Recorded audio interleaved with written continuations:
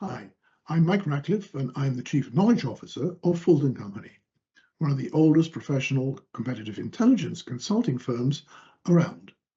We've been in business for some 50 years, and I myself have been involved in competitive intelligence for some 20. And what I'd like to do in this series of 5 short videos is explain to you some of the learnings that I've got over these years and what CI is all about. This first video is titled, What is Competitive Intelligence, or CI? The concept of CI is really very simple. It's trying to understand what the strategies and tactics are of other companies, generally competitors either of your company or of your client's company if you're a consultant like me, and to go and do this ethically. I'll talk more about ethics later in this video. The tactics of obtaining the right strategic or tactical intelligence on a target company is not necessarily that simple. Sometimes it seems relatively easy because there's a lot of great information out on the internet. However, generally, the information that you tend to go and get from the internet is only part of the story, and you may be missing key parts to it. The information that you pick up on the internet also could potentially be slightly or totally wrong or out of date, both of which are quite serious. All too often, the high-value intelligence that you need is not going to be on the internet. You have to be very careful about the information on the internet, and I'll talk about this in a later video. But just understand, when you do find information on the internet that looks really important, make sure that you understand what the date that it was published, and if possible, cross-check it against other intelligence. Building the right picture of a target company's tactics or strategy can be rather like putting a jigsaw together. Some parts are easy, other parts are not. And where you have got missing pieces to that jigsaw, you may have to be really creative in terms of thinking outside the box where you are going to complete that picture. I often say that CI is more of an art than a science because of that need to go and be creative to go and get the right intelligence. And it's this ability to go and get high-value competitive intelligence that sets a good CI professional apart from a run-of-the-mill researcher. For instance, on one project, we needed to understand if a particular company's manufacturing facility had come online. The problem was that it was well set back from the road and it had large hedges all around it, so we couldn't see the facility from the public road. To try to answer this question, we sat back, thought outside the box, and realized that what we should do is to hire a commercial satellite company to take a photograph of it at a particular time of day. So we found a satellite company and contracted with them to take a photograph at 11 o'clock in the morning on a Wednesday. What we got back was a very high quality picture of a large building with just one car parked in its large car park. It clearly was not on stream, and the cost of this high value intelligence was really quite reasonable. It was done a number of years ago. Today, we'd probably use a drone, but we'd make sure that we keep that drone over public ground. You also have to understand that CI is a two-stage process. First of all, you have to collect the information, which really at that stage is just data, and then you have to analyze it and turn it into intelligence. One of the key skills of the CI professional is understanding how to do this in terms of collecting the right data and doing it in both an efficient and timely fashion. The more you do CI, the more you realize where these problem areas are and how you have to go and be creative to go and collect the right information. The problem areas might well be where the target company seems to be having issues in, say, its supply chain or its manufacturing, with its specific customer groups, or even with key technology. Understanding issues in these types of areas may explain key competitive moves of these target companies and be of immense value in terms of pointing to competitive opportunities or potential risks to your company or to your client. For instance, one of the key issue areas today is understanding whether your target company has got a unique set of data which they plan to put up into the cloud and then use AI and then create serious competitive advantage, and exactly how and when they're likely to do that. This type of information is typically not available on the internet. And again, this is one of those areas where you have to really be creative in thinking how you'll capture that information. One of the things to understand is that competitive intelligence is like fish. It has a shelf life, and if you don't use it, it becomes history.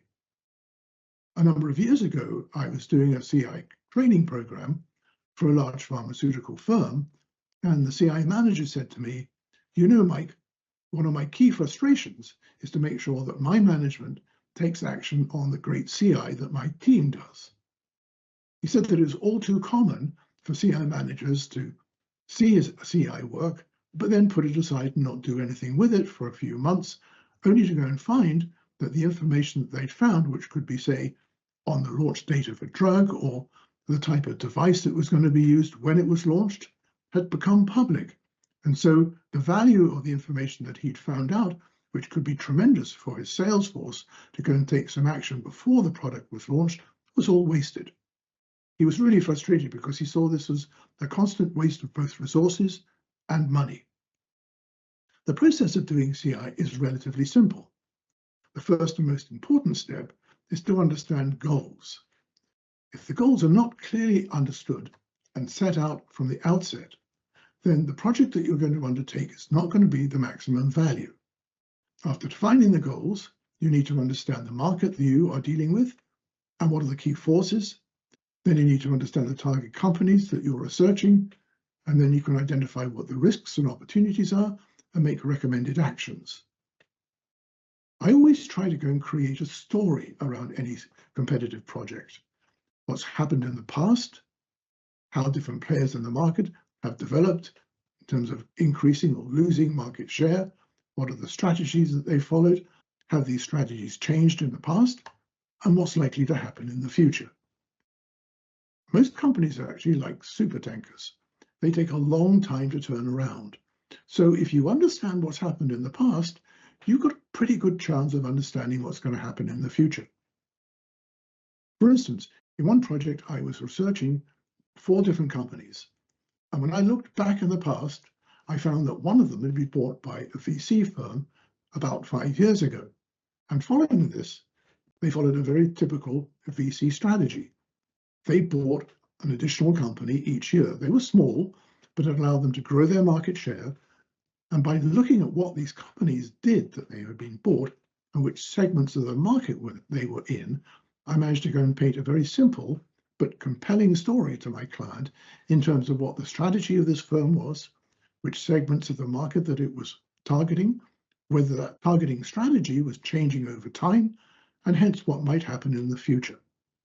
Oh, and please understand that if you build these strategies, the strategy for one company is not going to be the same as the strategy for another. They're all different. The process of carrying out research is relatively simple, as illustrated by this flow diagram. You start with the goals, you define what the issues are that you need to address, and define what you need in terms of your research. In CI talk, this is KITs, or key intelligence topics you need to define, and KIQs, or key intelligence questions that you need to ask.